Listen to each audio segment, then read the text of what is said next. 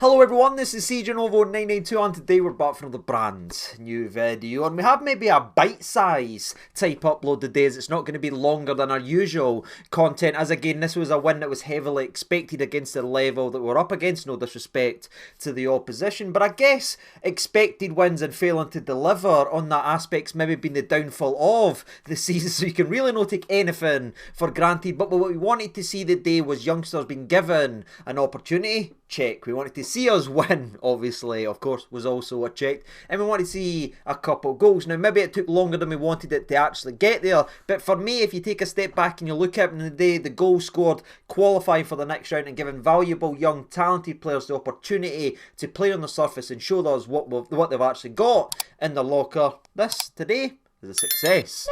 Granted, I wasn't expected to be seeing Cyril Dessers wearing the captain's armband for this football club, but just the image that's now burnt into my brain, I don't know what it is or how long it's going to take, but I'm seeing that every time I blink my eyes for several reasons. But I truly believe the image of Cyril Dessers wearing the Rangers captain's armband will sit alongside infamy with Ben Davies taking a corner in the Europa League. It goes up there, in my opinion. But again, to his credit, he went ahead and scored a hat-trick today, and Captain Dessers scored and assisted, finishing the game of football with 3 goals and 1 assist, which again, depending on how you want to look at it, people say, oh well, he's Funty's level, but for me, it's just maybe the most quintessential Dessers performance I've ever seen, as he had open goals, missed them, scored the harder chances, done some nice fit, but it was just the overall Dessers experience, ladies and gentlemen. So it was great to see, but again, a guy that is heavily in the shop window and expected, or hopingly expected by the fans, to be moving on in January. The goal versus Aberdeen that he scored the other day, the hat-trick scored the day, no matter the level of opposition, is a step in the right direction because it keeps his name about and shows what he's got in his locker. And aye, the old captain armband on him as well might add a wee bit to the old price tag. So honestly, when I look at the day and I think about it over and over as I'm sitting here filming, it has to be considered a success, because even Dessers is netting hat-tricks, and that's when you know it was a good day. But where Big Cyril will dominate a lot of the clickbait and a lot of the lazy journalism that's actually there, I want to talk about a couple of the younger laddies we've seen, because that's what I wanted from the game, and that's eventually what I got. The likes of the Curtis, who we spoke about, the likes of Bailey Rice, who we spoke about a lot on this channel, Clinton Nsiala's continue rise in our Rangers team, but the guy I'm leaving for the latter is one I thought was very interesting in the game, and that was young Mason Munn. Now, if you follow this channel a lot, especially over the last couple of weeks, we did make a video discussing Mason Munn. We gave him a wee bit of information, and I think it was the who stays and who goes. So we spoke about this laddie potentially breaking in to the Rangers team. Still a way to go, but it was great to see him today. Now again, the level of the opposition, it's probably the easiest afternoon he'll ever have, as I don't think he really had a big save to make, or a save in general. And despite a early wobble in the game, which a lot of people will use criticise him and to criticise an 18-year-old, for me, I think it's a perfect example of what makes this guy touted for this and prospect for this, because of that mentality, because he makes a mistake early on in the game of football in his debut at Ibrox, with all the pressure on him at the age of 18, right, with a lot of that expectation on him. He tries to pass the ball out for the back, passes it directly to the Fraserburgh player, but we end up getting away with it. He gets away with it, and that could crush anyone's confidence, especially with that nervy energy you could then feel every time the ball went to him. But what he showed me today is he's got the mentality to eventually become a very, very good goalkeeper, because in the second half, when two a lot more experienced players also made a mistake in the names of James Henry Tavernier, who was back starting, good to see the big laddie continue his return for injury, but also Robin Proper. That's about as experienced as it comes in a Rangers team, but they sell the jerseys at one point and early in the second half. Both of them have a mistake. Proper's running down into nowhere. He passes it to Tav. Tav then passes it behind Proper. It's nearly gone out. Proper falls at the ball. They play in Fraserburgh, but what actually happens there? Mason Munn dives down bravely. Isn't he thinking, oh, I've already made a mistake, I didn't want to give a penalty away, oh, I'm not want to dive down there. 18-year-old diving at the feet there bravely, takes an absolute Syrian right on the chest, but he makes sure he cradles, protects the ball and keeps the 0, if you will. And that was a nice wee moment for him. Again, I'm not going to go to, oh, he needs to replace Butland, or oh, he's a number 2. No, there's still clear flaws in his game, and he will also have a bigger test to face face, but these types of games versus these level of oppositions are supposed to be for moments like that. And I just wanted to give a wee shout out to Mason Munn, you know what I mean? When I was 18, I was nowhere near the quality, the mentality or the maturity level enough to ever make it into football in general, never mind a side at Rangers, but to walk out there on that surface and keep a clean sheet at 18, diving at the feet of someone charging in to the box after having already made a mistake. Fair play to the young man. Again, I think it will be a wee bit of time before he does break in, but 18-year-old goalkeepers are pretty much babies and toddlers, ladies and gentlemen. It takes a long time for goalies to actually reach their prime and what they're supposed to be, but he done his job today, so shout out Mason, as is Finlay Curtis, who we've spoken about a lot on the channel as well, especially over the last couple of weeks, because he seems to score and assist pretty much every time he kicks a football. And this one's interesting to me, right, because when I look at a Bailey Rice, again, maybe naively, I look at his height, a wee bit the poise, the way he can dive into challenges, and I think, yeah, we need to get in and around the first team because he's big enough, he looks powerful enough, and he stands out, right? There's stuff Bailey Rice does that makes you go, aye, he's got it, maybe just lazily on the eye. Curtis, on the other hand, is again maybe the similar stature of players like a Josh McPake or a Kai Kennedy. One of those smaller guys that you look at and say, aye, he's a talented player, but can he take it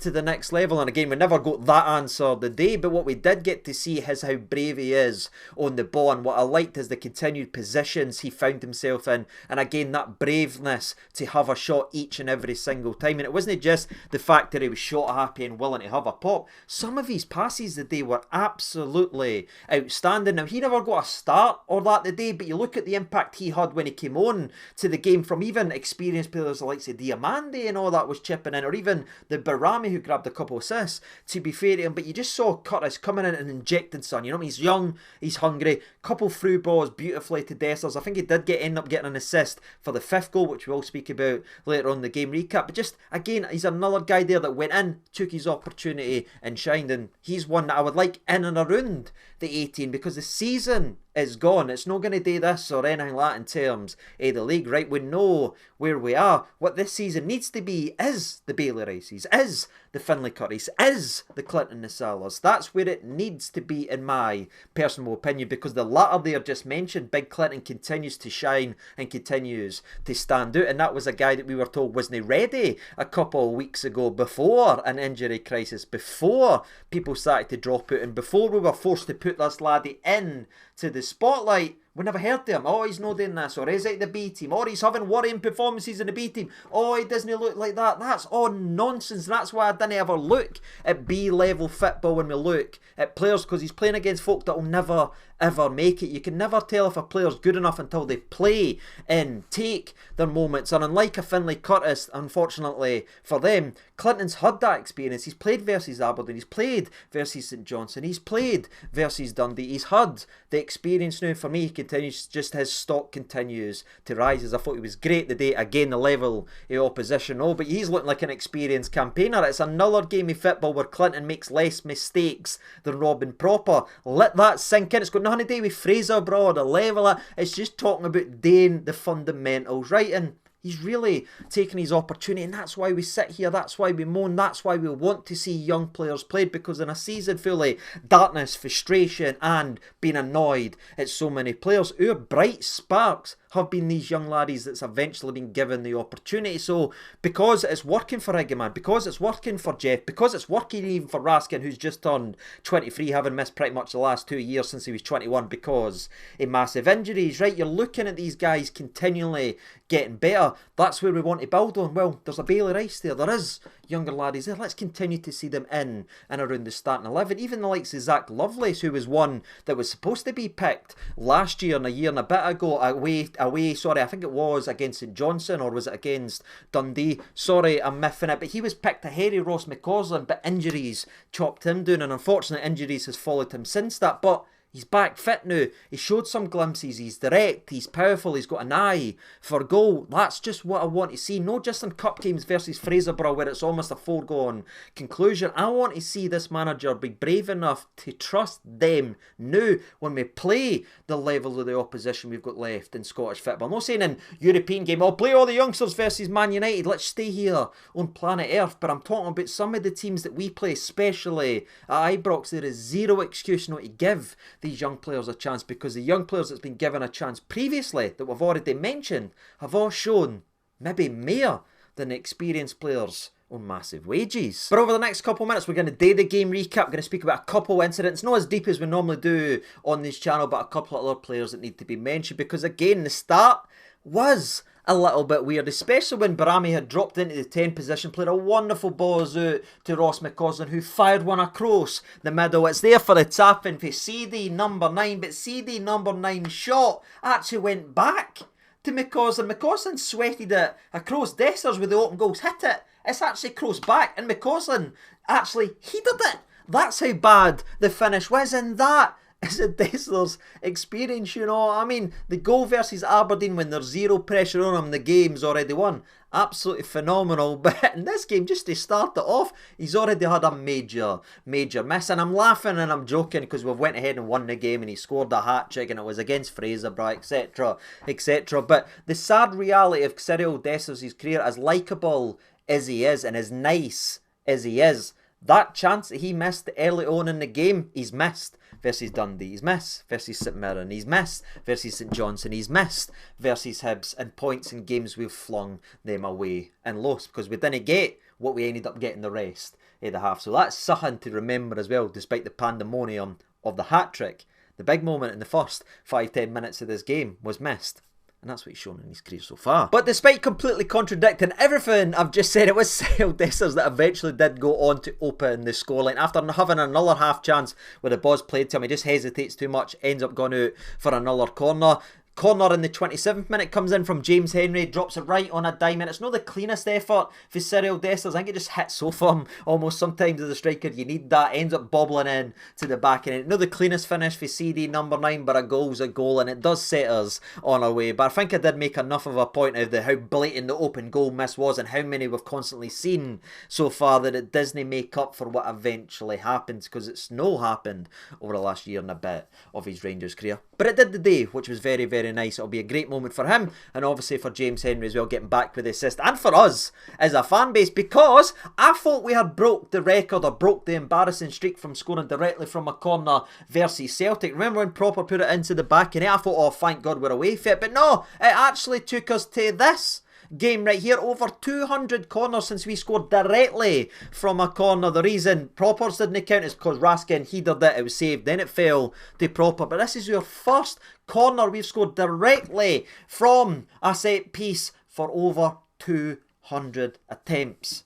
That's crazy. And as the 200 plus game streak was broken, I was sitting there feeling like the guy for WrestleMania when Brock pinned The Undertaker, in complete shock and awe. So much, actually, I nearly missed Tavernier's incredible volley that rattled the crossbar just a minute later. Or it was a nearly quick-fire dirty double and killing the game after, you could argue, 25 minutes where it wasn't good enough. We then put the ball into the back in it, having already missed pretty much an open goal. We've rattled the bar, you're thinking, right, Rangers, let's really put the fit down. But again, it was a bit of a time, you know, when you hear Bramy cutting in and having 448 shots, it was blocked. It wasn't zipping. We weren't really punishing them for space. To be fair to Barami, he does create the next opportunity, but it's like 6 or 7 minutes later when he slides it to Jeff, who does actually rattle the post. So 37th minute on your bingo card today for the bar and the post, you can go ahead and scratch that bad boy off. And unfortunately, that was it for the first half. The only other thing to talk about is what we mentioned earlier on in the video. Mason Munn gets the ball at his feet, tries to play it to Tavernier. Ends up getting intercepted, but they thankfully hit it wide. So we were nearly at fault again in our biggest, weakest enemy. But we honestly walked off the park at half-time where I think all of us were like, what the hell we watching, right? Again, no disrespect to the opposition who ran their hearts, and these are guys that Scott Jobs goes and does that. Fair, and honestly, full respect and fair credit to them, the way they go about their business, working 9 to 5, gone training after it, playing games and everything like that, to stay there and to make it as compact as they did for 45 minutes.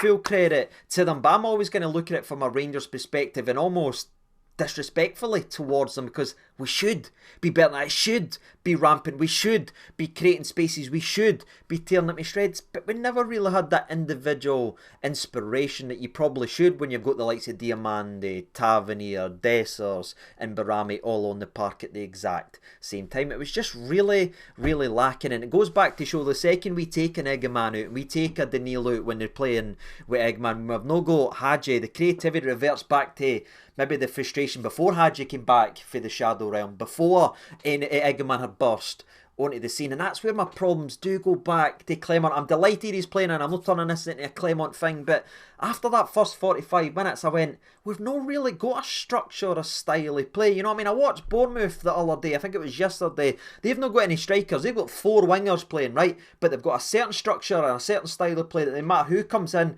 they play the same way and it goes about their business. I didn't feel like we've really got a set structure on how we play yet, and that is on the manager to really get that going. I still feel like we're overly reliant on individual quality or individual moments of brilliance for the likes of Eggman or Hadji or Jeff down the left, on the occasional sprinkling from our boy Cherny. When you take them away in those individual moments, I just didn't see it, and that's even with the youngsters stepping in there in the second half as well against the level. But I know people say, oh, you're just turning this into a Clement thing, but I just find that so interesting, having just witnessed that game of football with Bournemouth, considering how many players are absolute, but you can still see the build-up, the same wee triangles and build-up.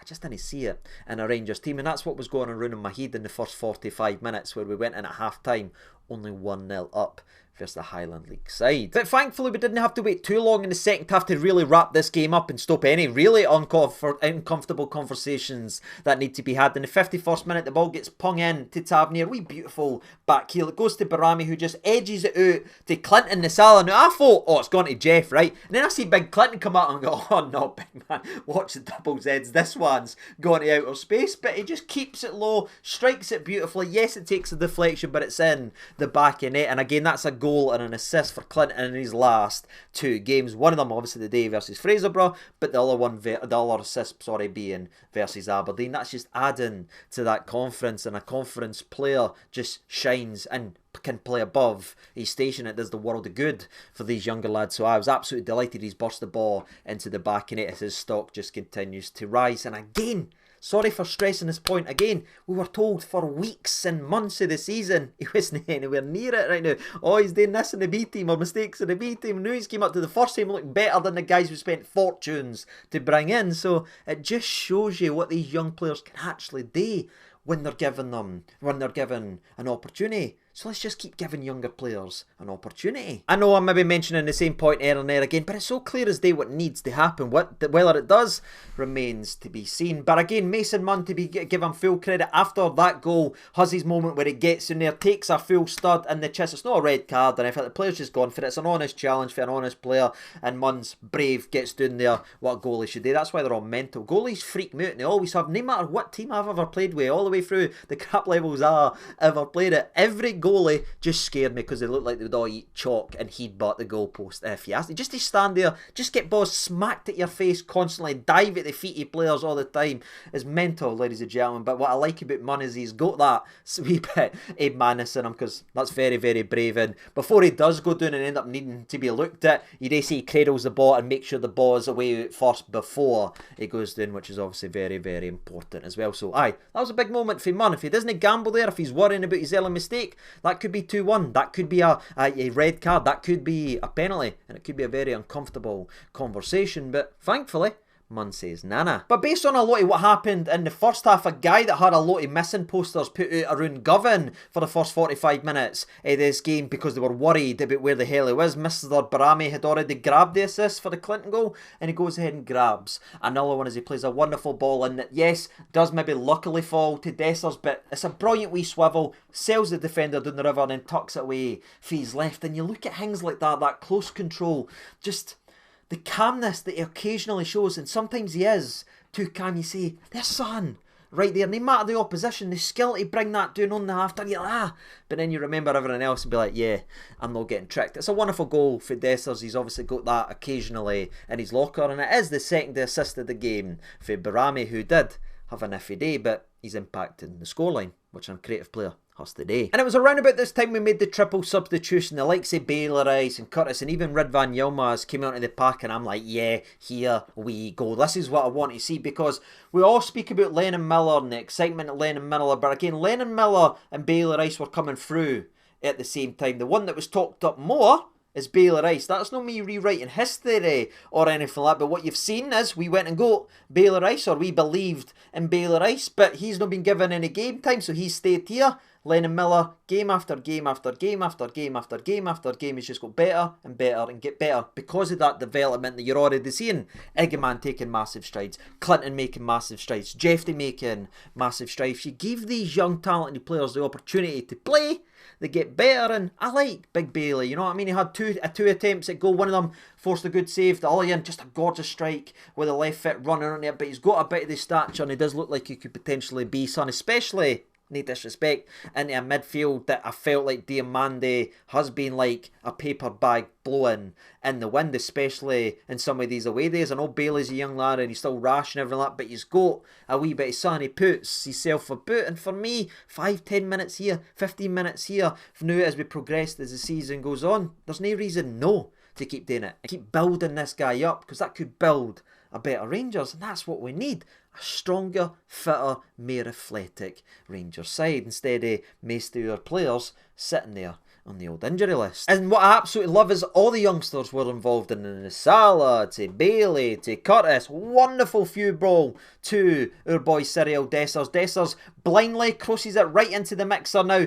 I fired out it's an unbelievable assist, because as a striker, I'm thinking he'll know where he would want it to be, so he's just driven it across, but other people were saying he was shooting. But I'm going to give him credit this time, right, because I'm quite harsh on Dessers, because to me, he's dead to me after what happened in the cup final, right? I mean, I'm never letting it go. I'm sorry, there's so many good Rangers players and people that gave everything to this club to be hiding at the back of the line when the trophies were at what they were at, 118 versus 118. Isn't for me, and it shouldn't be for a lot of Rangers fans or anything like that, right? But at the same time, that's a wonderful cross into the area, so I'm going to give him the credit for it, and Ross McCausland's let him smash it into the back of the net, which is great to see. 4-0, and again, you were just waiting, there was opportunities. Dessers was played in again beautifully for Baylor Rice, who then sprints his arse off. He's there, Curtis is here, they're begging for the football, they're begging for it. Dessers does make a wee bit of mistake as he tries to sort of cut back on himself, tries to fake shot it and ends up losing it. You can see the two young laddies were moaning at him, but I like that. Yeah, moan at the experienced players. If you're in a better position, didn't look up to these guys that's failing this club. Tell them they should be giving it to you no matter what age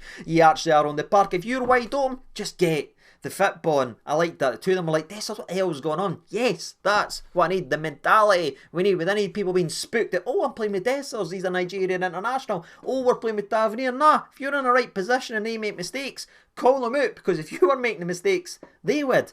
And that's how a team really builds itself forward. But aye, Dessers does hesitate a wee bit there, but Curtis then has a couple shots that we've already mentioned. Baylor Rice comes close again for the third time. Actually, there's a couple crosses coming in. You know, we Ridvan's having a couple pops here and there, but we eventually get the fifth goal of the game, and I'm pretty sure this one again comes for Curtis. Anyway, it gets played in behind, very similar to the goal that, the ball that created the first opportunity, but he plays it beautifully again in behind, and Dessers this time hits it into the ground and goes in to the back of net, where again it's not a clean finish or anything like that, but it's in the back of net, and that's all that matters. Captain Dessers, captain fantastic on the day, finishes with a hat-trick, and you never know, that could be his last game for this club. It genuinely could be, but with the fact that Danilo's made of glass, it might make a wee bit of hesitation in that move. But again, scoring a hat-trick and scoring his goal versus Aberdeen isn't going to put anybody off potentially signing Dessers. We just as a fan base need to remember the other side of what we've seen all season, and the fact that that's balance. What he done in the first 5 minutes is always going to be there, and we won't always be playing a Fraserburgh where we're going to have 15 chances in one game to eventually put it in. But that's just how I feel, but I'll give him his props today. Wearing the captain's armband, scoring a hat-trick, that is the ultimate dream, and he's went ahead and lived it. But again, the younger players going ahead and making the impression in the game